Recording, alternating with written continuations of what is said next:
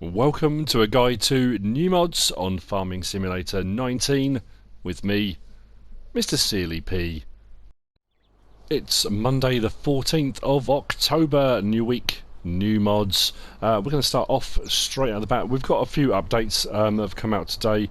Some of the Holgerseng stock spraying equipment has had a change to the fill speed and colour prices. There's been a couple of other updates. Like I normally say, I don't go through the updates unless it's something major. But go over to the website, Farming Simulator, check out the Modhub, check out the change logs of any updates of vehicles that have been updated or machinery for today. First up on our new mods, we've got a water tower. This is by NicoPix's. It's a placeable, and you can go and fill up any of your water storage devices if you're, feeding animals or transporting it for storage or whatever you're doing. It's free once you've placed this, and you come to fill up from here. It doesn't cost you anything. It doesn't take any money off your total when you fill up from it. Nice, neat, tidy mod. Not too big. Doesn't take up a lot of ground space either, so it will fit into fairly small spaces. That will always, of course, depend on maps. Placeables can be finicky things, and it can depend on the map and the spaces, the way the map's been laid out. So on some maps you might be able to fit it into a very tiny space and it'll be perfect. Other maps you may struggle to find a space to fit it in. It just comes down to that kind of mod map collision sometimes you have. But anyway, this will be found under miscellaneous. It's down as the water station. 7,800 is what it will cost to place. I don't know if I've already mentioned that. I might have done it, might not. It's 5 slots, so not too heavy on the slot count either. And let's say, once you find a space it allows you to, then some maps can be finicky. Down you go. Place away. That's the first of the mods. The second of our mods for today is the machinery hall. This is by MoosAgrar, or MoosAgrar, depends how you pronounce it. This will use 6 slots. Not a bad size actually. Goes back fair way, and you get some long-ish trailers in here. Height-wise, you're going to get a fair amount of stuff. I think all bar the very biggest and tallest of harvesters, those kind of things. But nice design, lots of details, good textures. It's a nice, neat, tidy mod. Adds to the collection of various different shelters and barns and sheds and things that we have in-game already. And like I've always said before, there's nothing wrong with having choices, having options. You might go through the Modhub and stop and think, that's exactly what I'm looking for my map. And if it is, absolutely fantastic. This will be found under sheds, under placeables. There we go. Machinery hall, 15,000. Like I've already said, only 6 slots to place this. Not too expensive, fair size. Yeah, nice mod that. Like that a lot. The last of our mods today is this, and dare I say game changer? I think it could be, in so much as this may well not force people, but this may give you options to choose a particular semi or truck, whereas before you might have gone for other options. I know it doesn't sound like it makes sense at the moment, but you'll understand. These look gorgeous. I absolutely love the options available on this. This is the Warrior by 5.9. It's a pack in essence, but you've got quite a few options available. This is very cool. There have been a couple of mods that have come out recently. The more European semis or trucks, generally speaking, will have a rear trailer hitch, and a lot of the American ones don't. The standard in-game ones don't have a trailer hitch. There's one thing I always said, you could really do with, because sometimes you just want that extra thing. This comes with one. That's the first of the bonuses. I think is absolutely brilliant. But just have a look. How cool does that look? I mean, compared to the standard Warrior you get in game, this one as well, and the tyre options, you can give them a really personalised look and feel, and they can look really rugged and, like they're designed for going into the forests, or just, you want a kind of road warrior kind of thing, or you've got a standard hauling truck. But we do have a few options here with actual beds, backs, sizes. Really, really quality mod. I love all the various different front ends. In case you hadn't noticed, or I like this a lot. Look at it. Just absolutely brilliant. So let's get into what our options are on this, because there are quite a few. You will find this under trucks. Now, the standard Warrior is 119,012 slots. Options available on the standard, you can change the main colour. That's it. That's what it looks like standard, and it's okay, you know. It's a small one, and it only has 460 horsepower. Not to be sniffed at realistically, but obviously we kind of go up from there. If we scroll across, we've got the Hulk, we've got the Road Runner, and we're kind of moving up into higher horsepowers, bigger trucks. Now, this one here, the Lizard, it's 142,000, which isn't too bad on the price. It's 33 slots, so it's kind of up there on the slot count, but they're no more than some of the other ones. I mean, the Man TGX there is 40, 21, 33. Yeah, they're up there. But when you look at the options you've got on it, you'll totally understand why. So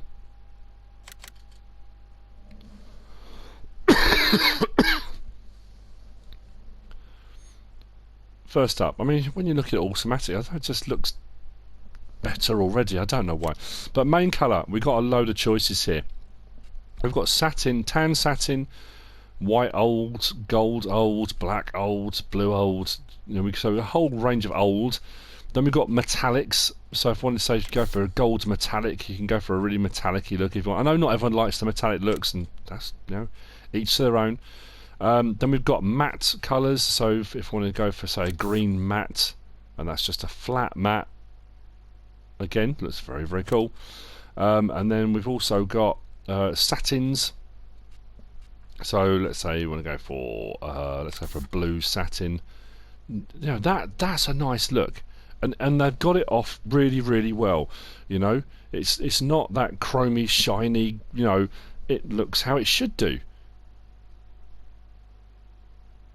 That's really, really nice. Right, next up, rim colour. Now, we've got polished metal, we've got chrome, we've got stainless steel, then you've got various different other colours. You've got all the variations as well. We've got old colours and metallics and satins, and then down to our kind of standard ones we get in game already. I like the fact that, like the stainless steel, straight away, you know, some of the ones you get on certain mods and in game say metal, and they don't look metallic at all. This does, you know. The chrome looks chromy, looks shiny, and then the standard one we get with it, polished metal, which looks really nice. Then we got design now. For some reason, there we go. So design colour.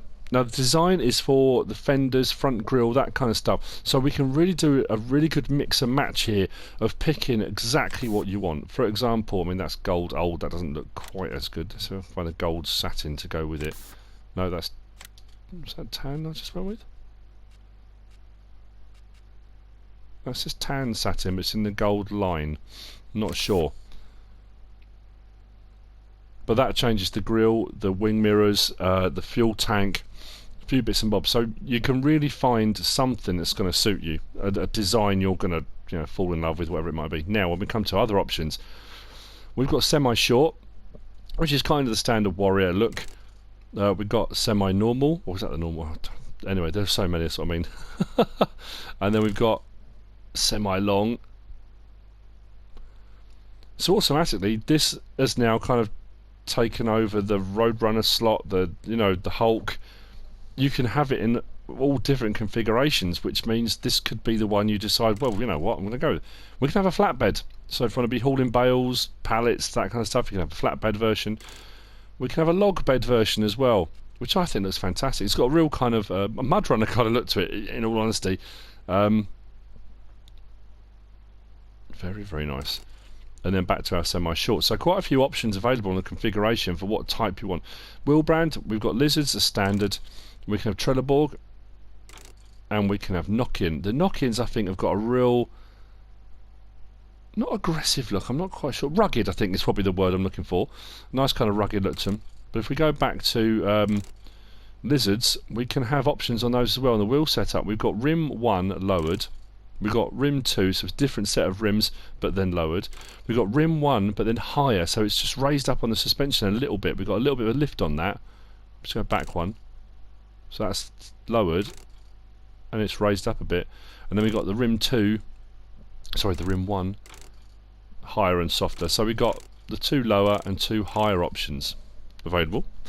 Then on our fenders at the back, we have got options of, let's go across one, covered paint, covered design, so you can go with either whatever your paint colour is, your main colour, or your design colour, so you can match it up any way you want like that. So paint colour, design colour, it's quite a few to go through.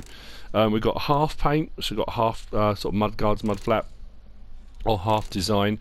Then we've got the ones that go right the way across, like bridging fenders, if you want to call them that, and then design colour and back toes. So we've got, like I say, the options available on this are absolutely brilliant. Right, then we go into our exhausts. We've got exhaust options here. You've got the standard exhaust there and normal window. So you've got exhaust 1 and normal window. You've then got exhaust 2, normal window. Shift the exhaust back a little bit, and they're not the ones with the holes in the exhaust, like in the covers. Sorry, not in the exhaust, but you know what I mean, in the covers.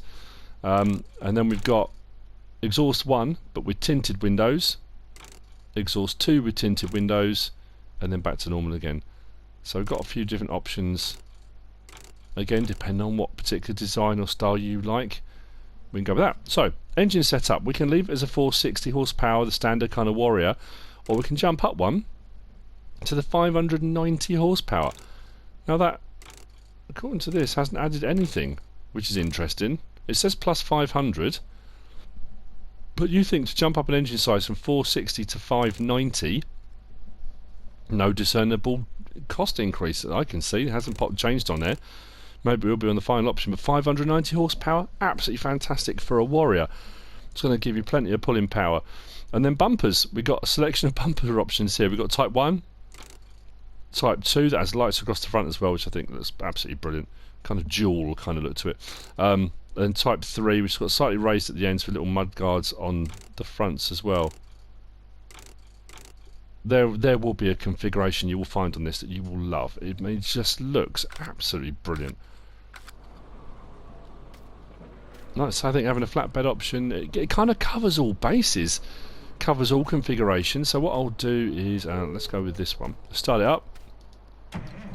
Sorry, I know I'm kind of ranting on about it, but I really like it. Now that axle in the middle, you can raise and lower, but rather than sometimes you do L1 and you move your stick or whatever, it's just L1 and X. It will automatically adjust that, like so. Doesn't look like it brings it all the way to the ground though, but I think it has. Goes it up?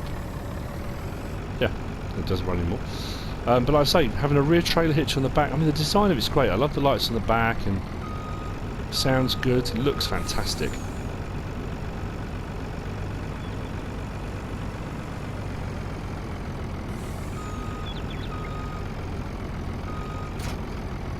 And away we go, everything hooks up. So if the log-in's your thing, the log back one, having the trailer hitch in the back of it, very, very versatile bit of kit.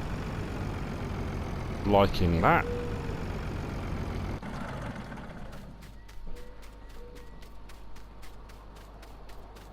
Listen, I don't know, there's just something about each one. I think as you kind of go through and pick different options that you like, you're going to find a particular look that you think, that's it, that's exactly what I'm looking for. That looks, you know, American trucks may not be your thing, but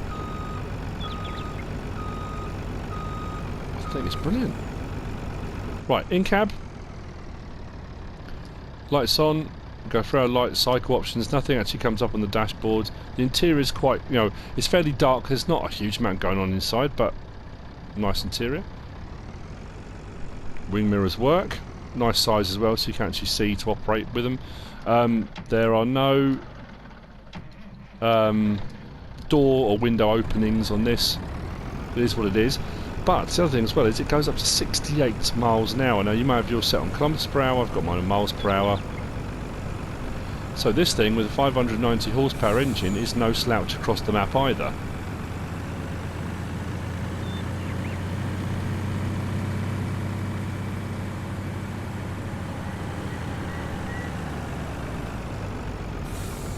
So there you go. That's the Warrior. I mean, it's the Warrior Plus Plus, I think it shows in the thing. So the Warrior Plus, I mean, it's because it's just, you know, better than the original, but cool. Very, very nice mod. That's by 5.9, and on console I haven't come across a mod by 5.9 before, and let's be honest, as a first mod, if it is a first mod, for console. I'm pretty sure it is. It might not be the first mod, because they may have done mods for PC before. It's a cracker. You can't go wrong with this, can you? I just think they've got it right. Configurations, options, paints look right. It feels right. Very, very cool bit of kit indeed. There you go. That's it for today. Sorry I've rambled on the last one. I hope you found this useful and informative in some way, shape or form. If you have, give us a like. If you don't subscribe yet, please do. If you want to leave a comment, feel free. And if you want to share this video, then please be my guest. Whatever you should choose to do. Thanks for watching.